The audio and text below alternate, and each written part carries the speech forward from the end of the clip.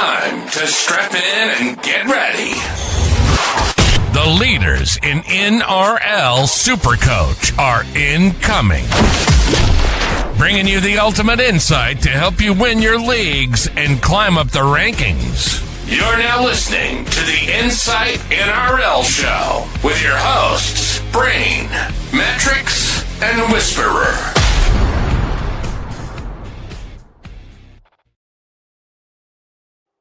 Well, Tuesday, the 1st of March, 2025 was the first podcast we recorded for this season. Fast forward to the 3rd of September. It is the final regular season round preview. I'm the SC Whisperer, joined by SC Matrix. Two men, very low motivation to be recording. Two men with very little idea on what to talk about today. There is a couple of talking points. Both of us have a full squad for this week. Thankfully, I've got no trades. My team's in shambles. I lost on my head-to-heads. It's a disaster. You captained Greg Marzu last week accidentally. It's all going downhill, but we're gearing up for Supercoach finals, but we've got one more round to get through. Maddie, how are you for the final time this regular season? I am excited. I am trying to keep my finger on the pulse a little bit, just with Supercoach finals coming. I do think there'll be an opportunity to have a little bit of a win, and I'd love to say, to be completely honest, that I did win the first Supercoach finals. So I'm gonna dig deep into that. But yeah, look, working pretty hard on NBA preseason and NBL's only a couple of weeks away. Still seeing how they're what they're doing there. And I know you're focusing on some other sports. When you get to round 27, there's no head-to-head money on the table. You're basically just playing for pride, to be honest. Mate, I am 36th in the world in EPL Supercoach. My attention is well and truly focused on that, and making sure Talking Tactics is the number one podcast for EPL Supercoach. But we do have one more round to get through, and yes, morale is low, vibes are probably at their lowest, but we're still here. We're still soldiering on. We have a bit of an episode to come. We're going to talk through Squeeze of the Week. Go through the best believable stuff, mate. Yeah, we've got some believable content this week. Going through the best options this week if you've got some trades left, if you're looking for a 1 week punt, some captaincy corner options as well, and finally signing off with some admin stuff. But mate, getting into Squeeze of the Week, sponsored by the Standard Squeeze, helping you drink responsibly and conveniently, pouring the perfect shot every single time. The Standard Squeeze's 4-in-1 also helps you keep your coffees hot and your drinks cold. You can go to thestandardsqueeze.com and use code IFS 2025 to get 15% off everything in store. Mate, the top score, and I had to double check if this was like an AFL score that you may have pulled or if you pulled like the wrong sport, but it's the Logan City Eels. Shout out to Logan City, the home place of 1SC Whisperer, and it is Coach Casey scoring, and I had to double check this, at 1,828. What happened to the game that I once loved? Oh, fuck. And did not miss. We're talking 300s at fullback, 300s in the center. So he had Walsh, Turbo, Tedesco, had Shibasaki, Mulatalo, and Nwang'Nitanaze. They had, honestly, Munster was his worst player.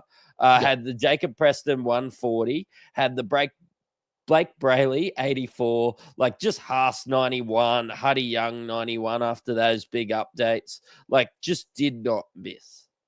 No, absolutely monstrous score. We've got 2 scores under 50 with the dropout. So, sorry, 2 scores under 60 with the dropout, which was Aaron Clark with a 53 and Kale Ero with a 46. Absolute scenes. Held Shiba. Nwang'Nitawase scored, 261, 392. Scored 392 points just from fullbacks alone. That doesn't take into account the Reece Walsh 161 captaincy either. A Preston 141. Just had everything. So 1,828 points for Casey, coach of the Logan City Eels. Please hop into our DMs to claim your prize. And we've still got Toby, coach of Stonecutters. He is leading the Insight race. He's also into 5th overall I believe there was a post from Supercoach today saying it was 200 points separating first and fifth. So, yes, the Stonecutter is still definitely in there and leading the way for the Insight community. So, love to see you take it out. And I will be giving you my BSB and account details if you are to win, because I do expect a cut. Mate, let's talk about the weekly preview.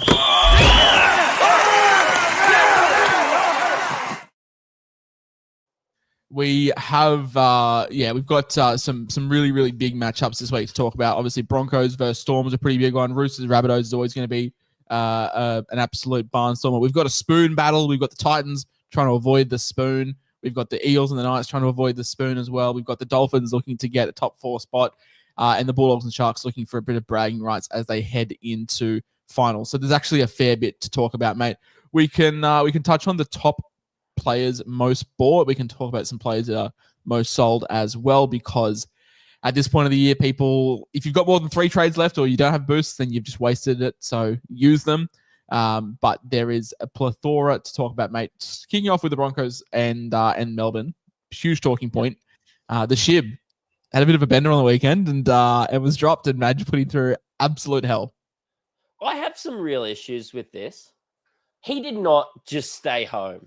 He bucked up and went to work. No stickies. And performed. You know what? He was not faking sick. He was not doing anything. The look on Madge's face when he said, yeah, he's going through hell right now out there was actually brilliant. I think that that's not very good defensively. Dean Mariner in there, as much as I like Jesse Arthur's attack, Dean Mariner and Jesse Arthur's probably much the same there. Look, we could talk about Toiletscape. That's a big talking point. The Broncos are in the media for all the wrong reasons this week, but there will be 52,000 strong there to watch the Storm. I'll be one of them, and look, I do expect a pretty good top 4 battle here. Yes. And looking at sort of the most popular trade-ins, Reece Walsh is 7th on the list with 313 trades. He is 957K with a break-even of 25. There was a very real chance that Reece Walsh finishes the season over $1 million, which is going to be scenes if that is the case. What are you thinking on Walsh as a buy this week? I feel like if you come this far and you don't have him, then against Melbourne's probably not the week that I'm looking to bring him in. Yeah, I know. It would be Drinkwater owners doing that. So obviously why we're going to focus on some of these trades is Drinkwater. But when I get, and like obviously most teams have 3 fullbacks. There's a couple other matchups. There's actually 3 other matchups that I'd rather target fullbacks for. As elite as Reece Walsh is, you're right. If you don't own him by now, you probably just have to die on that hill. Yeah, no, I agree. If you're looking for some more upside, then you probably miss the Reece Walsh train. Obviously, money is no issue at the final week of the season. And then, yeah. Also, I just want to give a shout out to Logan. He said, can next year be tomorrow? Because then it'll be my time. I agree, mate. Next year's my year. 100% guaranteed. Take it to the bank. Seagulls. I was just messaging Logan. He just signed up to Game Day Squad. So thanks for popping in. Shout out. Yep. So looking at the Seagulls Warriors, obviously big talking point would be Tom Travojevic. A lot of people looking to bring Turbo in. He is the second most traded in player this week with 8.7%. DCE also being brought in as the 9th most player this week at 2.1% as well. So they're probably the 2 big talking points from that game. We're also looking at the Roosters and the Rabbitohs. Obviously, off the back of his monstrous performance, Mark Nongani-Tawase comes in as the most traded in player this week at 10.6%. James Tedesco, the 4th most traded in player at 4.7% as well. They're taking the cake from a Supercoach standpoint. Dragons and the Panthers, mate. This is a game. We spoke about Reece Walsh having a tough matchup against the Storm. If you've come this far and you don't own Dylan Edwards, this is the week that I would be targeting him. Penrith having all their guys back, looking to get some momentum coming into the finals. Dylan Edwards, 3rd most traded in player, 824K, 5.5% of teams are bringing him in. Look, I get it. He could absolutely give the Dragons a bath. They got that week rest. They're coming in full squad. I can't even sit here and chat about the ins and outs. Honestly, I'd have to update my Goodreads for that. That's a short novel. Seeing the ins and outs on that team. Look, you did go off on a bit of a thing, and I just want to talk matchups. Sam Healy versus the Sea Eagles, mate. I just want to know an expert's opinion. Asking for a friend. One Samuel Healy, just lining up at number 9. You seeing that bench of Tamari Martin, Valmuga, Halasima off the bench now. I don't know. I'm just feeling a big one from my boy Sam. I'm just waiting for I can see Kalani going in the 20 jersey. I'd love to see him get a run. Final game of the year off the bench. Would love to see that. Sorry, not you. Does your friend have a full squad this week? My friend has a very full squad. Connor Watson on a 3-round average of. Oh, sorry, I'm just texting my friend on a 3-round average of 35. Or one Samuel Healy, and that's the argument. Yeah, I'm just looking at Logan's comment here as well. Like he thinks Healy gets 50 minutes max, and that's the downside. I probably think that too.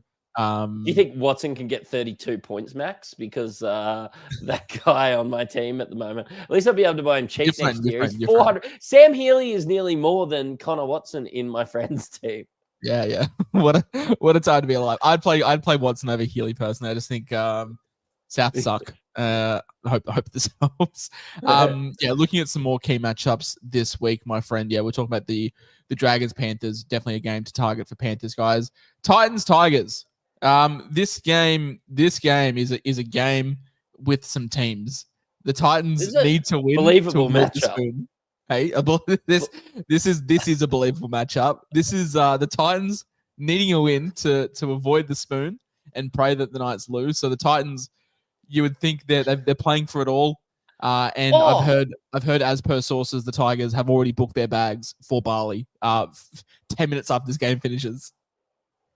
Sorry, so Brano didn't do his TLT episode, so I missed something. Carter Gordon's playing in this. Yeah, Carter Gordon got named, so shout out to that. I'm very keen to see what his price comes in at next year for Supercoach. But yeah, shout out to Carter Gordon for finally making an appearance off the back of some spinal fluid issues, which is crazy.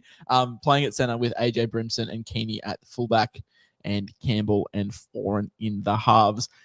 I think the Tigers have checked out. I think the Titans win this one. Relatively well. I'd love to see what the odds are in this game. It is the Titans are $2.02. I think that's pretty much good value. I think we just don't care about this game. So I've got something for you. I kind of want to sit Brimo this week, just in the centers. I'm just not as confident there. I think the Tigers have just packed it up. You've also got rookie Macca, the 18-year-old coming in for the Tigers as well. So, yeah, keen to see what side Brimson lines up on. If he's lining up on the right, he's up against Talamau, which is not great. But if he's lining up on the left, then he's up against a rookie center. So, yeah, it could be a nice little play there. Some other key matchups, Dogs, Sharks. I want no part of this game. I think this one's going to be a 10-8 stinkfest. And by key matchups, you mean believable matchup. I should call the title of this believable matchups. But yeah, look, you're right. Can Dogs move anywhere on the ladder? I don't know, man. I am not too excited. I think the Dogs will be, obviously they get a second opportunity, but I think they'll get beat by one of the bottom 4 teams this year. The Dogs are locked into third. Even the Storm would have to lose by 1 million and the Dogs have to win by 1 million to jump them. So yeah, the Bulldogs are locked into third. It's only 90. Yeah, but that's a 45-point swing both ways. I'm joking. When the Broncos put 56 on them, obviously this has everybody got implications as well. If the Broncos win the first game of the round, Sharks are basically locked into 5th as well. So they're playing for a top 4 spot, but it's out of their hands. So yeah, this game, mate, you tell me, it seems like a bit of a stinker. Yeah, I do think. I mean, Logan's asking in the chat who finishes 4th for you guys. I do think we'll probably struggle against the full strength Storm. Just listen to Craig Bellamy talk about, hey, we rested guys in round 26 because we wanted a full proper run against the Broncos before finals. I think that they are going to throw everything at us. And I think the Sharks, I'm not confident in the Sharks or the Bulldogs, to be completely honest. Yeah, no, nor am I. Like, I think the Sharks are quite a fraudulent team, and the Dogs, just don't back a spine of Hayward, Burton, Galvin, and Tracy to win the comp. Shock horror. So, look, I do think the Sharks finish fourth, and I think if the Broncos lose game one, then the Sharks are just going to turn it up, and they'll need to get a top four finish. So, yeah, definitely one to monitor the results of this game. Warriors still have a chance as well, of course. Warriors would need to win and pray that the Sharks and Broncos both lose. So, yeah, a lot to play for between that 4th and 6th. And obviously the spoon is still very much up for grabs as well. Top 8, if the Roosters win, it's done and dusted there as well. So, yeah, still some interesting things to play for as well. So a couple other matchups is the Dolphins and the Raiders. This one's got big implications. Raiders have rested their entire team, basically. Dolphins are $1.20 favourites, playing pretty much their full-strength team, pending fitness. I think I saw Herbie named in the extended number 22. He said last week that if the game is important, basically if the Roosters lose, then Herbie suits up. And yeah, this Raiders ins and outs is as long as my arm. 1, 2, 3, 4, 5, 6, 7, 8, 9, 10 starters out. And 10 of those would be basically in their first 13 as well. So a big shake-up. And apart from sort of Tamale, Timoko, Chris, and Horsburgh, my apology, it's basically a rotated pack. But good to see my boy, Matty Nicholson, back in the fold as well. So shout out to him. But the Finns, mate, are you looking at targeting this game if the Roosters go down? Yeah, I do think if the Roosters go down, you would target it. Like, I mean, I know you're in the same boat as me. I don't really have the trades to target it myself, but yeah, absolutely. I think Trey Fuller could be something spicy just to if you were looking for that team of the week and you had to roll the dice on your Drinkwater trade. I do think Asako could score some points on this one, although they do seem to go to Tavita Nafahu's side. Yeah, I do think the Dolphins will throw the kitchen sink at them, which I also will be good experience. I'm pretty excited to watch Ethan Sanders play, just from a non-reserve grade level. I just want to see him play first grade, and I kind of think that the Raiders could still beat the Dolphins in this. I don't think that it's a shoe-in. Like, they're still playing, blokes like Horsburgh and Matty Nicholson and Morgan Smithies and guys that have been coached by Ricky all year. Like, Chevy Stewart last year was a first grader. Like, Tamale is out there. Timoko, Chris. Like, I think $1.20 is too heavy on the Dolphins from what I've seen from the Dolphins with Herbie missing. And, like, look, Herbie suits up, but he's going to be a shell of his former self if that's the question mark for him to play. Like, it's not going to be prime Herbie we're watching this weekend. Yeah, no, I think it's just a fitness run for him to get into the finals if the Dolphins are a chance of making it as well. And another game this week is a game of two teams. It is, as I'm stalling for time and scrolling, the Eels and the Knights. This is a believable game. Knights very much needing the Titans to go down to avoid the spoon. But if the Titans win, which is what I suspect they will, then this one is going to be a very, very interesting watch. I think we had Spoon Bowl last year. Tigers were playing the Eels in the Spoon Bowl last game of the, you were there, season weren't you? Last year. I was not there. No, thank God. But basically off for and against, if the Titans win, they're going to have a better for and against the Knights, and the Knights are desperate to win this game. This one, Dylan Brown's final farewell. He's been named in the 6 with Josh Papali'i going back to Cup to, I think they play finals next week, Parramatta. So, yeah, a send-off for Dylan Brown as well. Mitchell Moses in the 7. It feels right. Isaiah Yongi back. It's basically a full-strength Eels side. I do worry for the Knights if this game does mean something. I think the Knights are praying that the Tigers get the job done over the Titans, but this is a game I could be targeting. A very missing co-host from this podcast, who is already in Cancun in Breno, said he would be looking at a Moses or a Zach Lomax captaincy shout this week, which kind of spicy. I like it.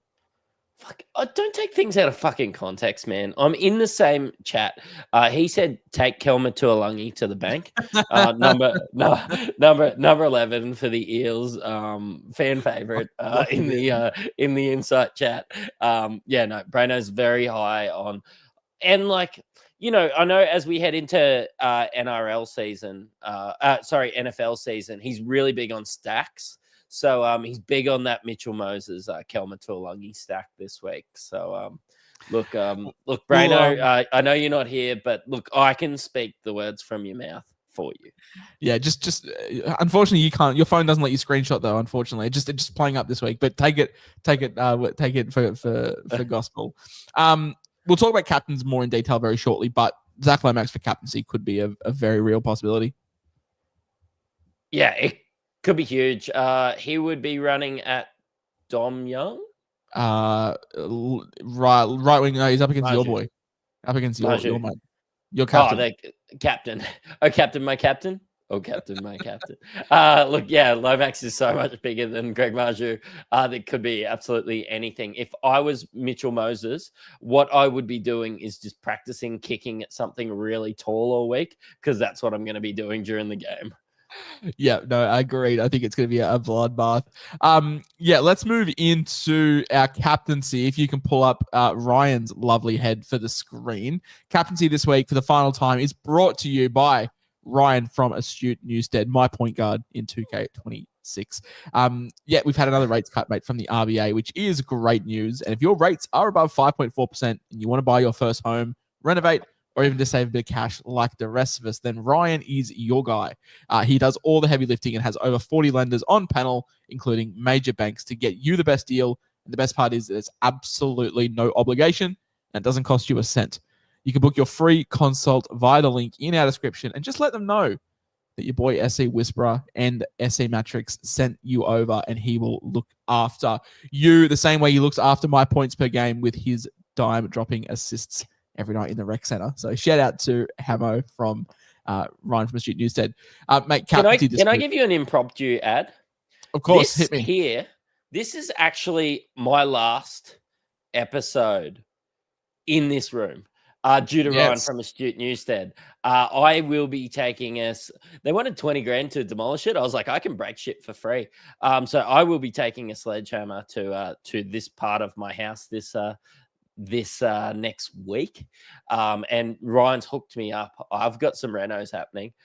Yeah, big moves for the Matrix podcast room over the next 12 months. I can't wait for the start of NRL season next year. But until then, you're going to have to deal with me doing it from the kitchen bench, me doing it in the corner of my bedroom. I tell you what, you're in for a great treat over the next 3 months on Ball Logic and Baseline Jump. Yes. Landry Matrix is going to be a thing. Mate, captaincy this week. We've sort of spoke about the key matchups and the ones we're targeting.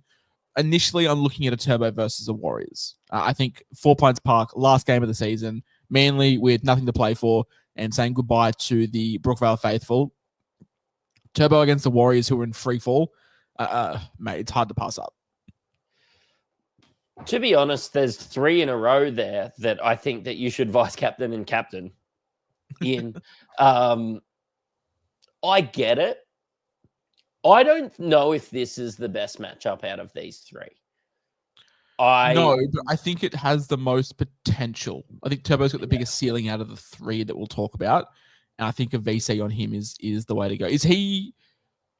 Okay, you're a crazy person that doesn't own Turbo, Teddy, or Edwards. Where are you going for your final trade? My final trade, I am trading in Tedesco against Souths. Okay. Because I love a narrative. Because the two, oldest clubs are playing against each other. You've got Tedesco, who would absolutely love to give Souths a bath. It's a very simple situation for the Roosters. It's winning in. There's nothing. Yeah. There's no mathematical. It's winning in, and so that definitely could favor Teddy. They're going to be pumped up, and like Turbo against New Zealand. Like, I know it's a good matchup, but New Zealand is still a top Like they're still in the hunt for a top 4 finish. Do I think they'll make any noise in finals? No. I know there's a couple fans in the chat. Sorry, guys. I do not see the Wars making the top 4, or I nearly said making it out of the second round, whatever, second prelims or whatever. But man, like it would be Teddy into Edwards for me would be the best, and I would make sure that I've got plenty of available loops. I would probably nearly and might do Walsh into Teddy on the off chance that Walsh goes fantastic, because I'm that confident in straight captaining Teddy. Yeah, no, that's fair. That's makes a lot of sense. But yeah, for me, Turbo is definitely an option for captaincy, as is Teddy. If you didn't own Teddy and didn't have any trades to bring him in, are you looking at Mark Mongley-Tuase? Yes, with Sam Walker out, he gets the ball early and often. Big fan. Sam Walker and Nwangani just need to have a little chat with each other. I believe they can coexist on the field together, but it just hasn't happened yet. Yeah, and obviously this is the last time that we will see that happen. It's going to make for SC finals very interesting if Nwangani-Tuase does put up a score with Walker in the team, because we'll definitely be having a conversation next week about whether we start with him in our finals side. The other games, mate, like you said, there was a barrage of fullback matchups here. Panthers versus the Dragons at Wynn Stadium. Obviously Cleary, obviously Edwards. Yeah. Which one are you looking at out of those two? I'm just going to take the goal kicker in this situation, because not 40 points, but like it's just going to bump that by 25 points if this game goes the way that I think. Obviously not 25 points. I know that that's an odd number, but yeah, I do think that he will just get that bump and that base. Dylan Edwards hasn't been in the best form, despite scoring well for Supercoach. So I am expecting him to use this as a big trial run to get ready for finals. I do think he'll be ready once the biggest games come. But I don't expect them to go easy on St. George in this one. They'll put him to the sword, and yeah, give me a goal kicker. Yeah, I think Ivan will be looking for his team to find some momentum heading into what is going to be a must-win finals game for them next week, because they will not be in the top 4. So, yeah, definitely a must-win game for them as well. And, mate, the final matchup that I'm really looking at is definitely the Titans and the Tigers. I think Jaden Campbell, mate, could be an absolutely unreal shout against the Tiger side, who have packed it in, basically. Again, I said it before. I said it. You heard me 20 seconds ago. Give me a goal kicker. And yeah, this honestly, like West Tigers could score a lot of points. West Tigers will score some points in this one as well. But yeah, look, it's the Titans for me as well. They will run over them. And Jaden Campbell, if he can find any space up there at home, yeah, he has had some really good scores this year. Jaden Campbell's had a really big Supercoach season, despite the Titans being very ordinary. I would imagine that he's 5'8" if I went back to look at the scores. But yeah, I can get around JC. I'm not sure if I could overlook those other 3 matchups to do JC. But yeah, another one is probably Lomax, or there's some pod hunters out there that might have a Mitchell Moses against Newcastle as well. There's probably some options there. I'd be excited about Hammer if he was at fullback, but man, like JC is probably the last decent captain for me. Yeah, and you touched on that very last game, Eels versus the Knights. If the Titans do get up over, if the Titans get up, then obviously the Knights have everything to play for. If the Tigers do defeat the Titans, then I think the Knights are just going to pack it in. They've avoided the spoon, and as you said, Lomax up against Marzu could be just a high ball affair, and Lomax could generally score 3 tries this game. Yep. Look, I know that you don't have trades and you might not have a captaincy left, but yeah, there's some advice for your punting over the weekend. I cannot believe it. We are 28 minutes into a round preview, and I'm prepared to say that we have covered everything that we can. Yeah, it's tough, and I really appreciate the guys that have logged in. There's not a lot to be playing for. There's no cash to be playing. Look, the guys just having a chinwag in the chat warms my heart. It's good to have everybody involved, and I've had a ripper season, mate.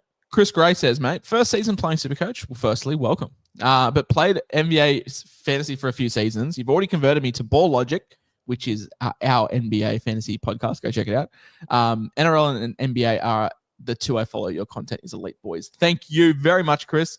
And I just want to have a bit of a chuckle. Primary source said, I remember mid-season, these views were upwards of 300.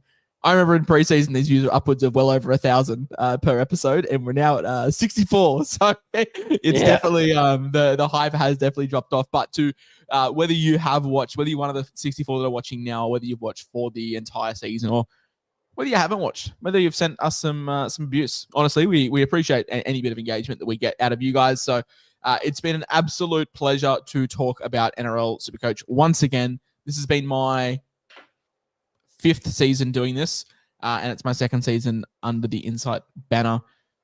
Very much enjoy it. I don't think we're going to be doing a round wrap up. I'm going to be honest. I really don't care. I'm on my way back from the coast, so I was gonna slide into your DMs. I am not. But I did see, and so I'm going to Dreamworld with the kids, and I did see that the Titans are playing at Seabus, so I might up down. Yeah, I might be going to the Broncos on Thursday night and just slide into the Titans Tigers if I can talk grandma and granddad into taking the kids. What a romantic go watch some day. elite football. But I'm going to be honest. I really don't want to do a round wrap up. If there was no Supercoach finals, I think we definitely would. We'd make the time to do it and say goodbye to you guys. But we've still got another 4 weeks of Supercoach after this. So back next week. Yeah, exactly. We've got 4 weeks from next week. So we'll be back. It'll be the 3 of us, I believe. I think Brandon's back next week. He is currently in Fiji on a wedding trip. Not his own wedding, I believe. I think that he's happily married. I don't think he's having a second one. I think he's just a spectator of this marriage in Fiji. But yeah, we'll be back next Wednesday to talk about NRL Supercoach finals. And if you're one of the 65 people that are watching right now that have no idea what it is, 1, check yourself. And 2, it's just a straight shit. It's a 4-week competition for the NRL finals, and we can pick a Supercoach team with no budget and unlimited trades. So yeah, get around it. And yeah, we've got some leagues with some prizes. Reach out for the code. We've posted it on socials. But Matty, we've waffled enough. I'm off to play some NBA 2K26. You're off to do whatever it is Matrix does at 9 o'clock in the evening. Deliver some parcels in Death Stranding, or I don't know. Clean my granny flat before I run a sledgehammer through it. Yeah, that. Honestly, mate, good time to do it. Yep. Take some frustrations out from Supercoach just through the drywall of your granny flat. Yeah, thanks, Greg Marju. I will be picturing your head in each and every wall I break. And there's been some absolutely unreal comments come in expressing thank you from all of you guys, and we definitely do read those. So thank you so much for sticking around, supporting. Thank you so much for watching. If you're checking out for the season, if you're not playing NRL Supercoach finals, then we'll see you next season. But if you do play other Supercoach sports, we're your one-stop shop for every Supercoach sport.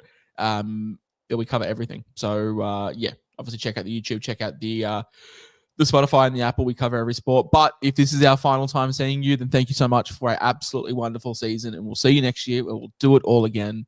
I've been the SE Whisperer, joined by SE Matrix for one final time. You're listening to an Insight Fantasy Podcast. Thank you so much. Have a great